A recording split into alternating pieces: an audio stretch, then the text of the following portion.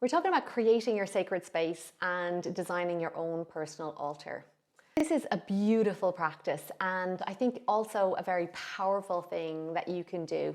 Now, no matter what culture you're from, what religion, whether you're atheist or not, I really believe that it is very powerful to have a space in your home that is a place where you can gather some beautiful things that are sacred to you. This doesn't need to be defined by any type of religion or background at all, but I'm just going to talk about today some of the things that I have on my sacred space. I'm also going to talk about the areas that you can place your altar or your sacred space. Maybe also places that I wouldn't recommend to you to have your altar. I have an example of a client who was like, not a great idea. And also some suggestions for practices that you could use. So the first thing is like, what makes a space sacred? It's what's sacred to you. Now, here's some of the things that are actually on my personal altar. I've just grabbed a few little things from my altar, and the idea behind this is that it's not like a place that I personally don't sit and like pray at it. I don't meditate at it because the location in my home is that it happens to be in my office. It's there beside me, and it feels like a little power place beside me in my office for me to have beside me to support. There's lots of just powerful energy and memories and anchors on this space. I don't go there to it. Some people do. And, you know, when I first started learning about creating, or with one of the shamans that I worked with many years ago, we created our altar and we had our different symbols for each of the directions and all of the different elements. And that's an amazing way to do it, if that's some way that feels good to you.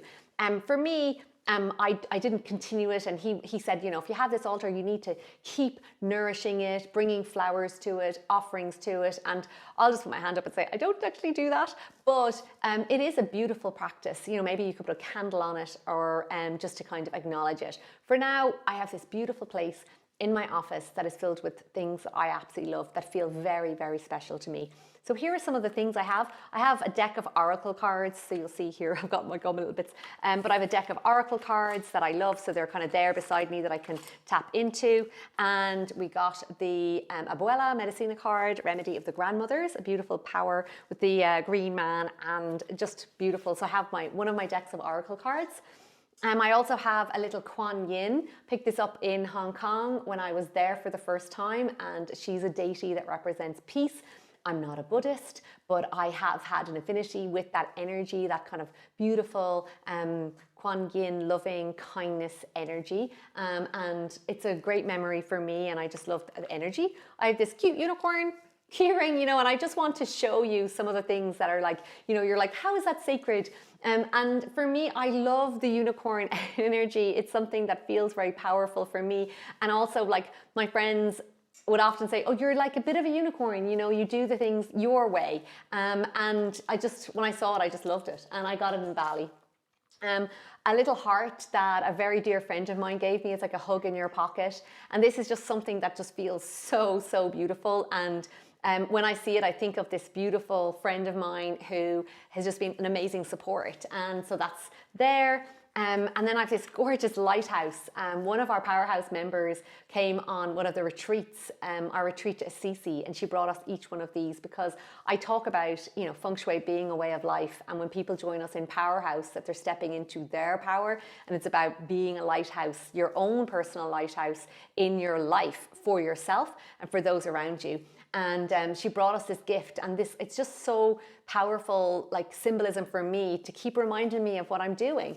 I also have a photo of me and my dad. My dad passed away, and I've got this beautiful photo of me and him, and it's just reminding me of that love and that he's around me all the time. So, and I have like a little set of like little rosary beads that I got in Assisi when I was in Assisi on the retreat. So I've got that connection with the retreat and with the ladies, and, you know, Saint Francis.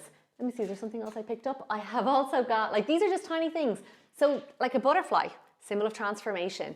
So everything, if you came and looked at my altar, it may not make any sense to you at all. I have a cloth that one of our members gave me from our program that knows I have an affinity with peacocks. You know, so it's just really beautiful things that are special to me, and I really just love when I look at it. But like, even you could have stones.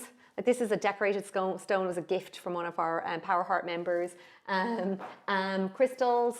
So whatever feels good for you, I would recommend bringing them together. And then you've got this power center. Like, it's basically an anchor of like love and joy and remembrance and connection. And if you do have an affinity with different deities, or, you know, whether you're connected with Buddha or Allah or Jesus or Mary or Ananda Maya Ma or Paramahansa Yogananda, it doesn't, like, it's Krishna.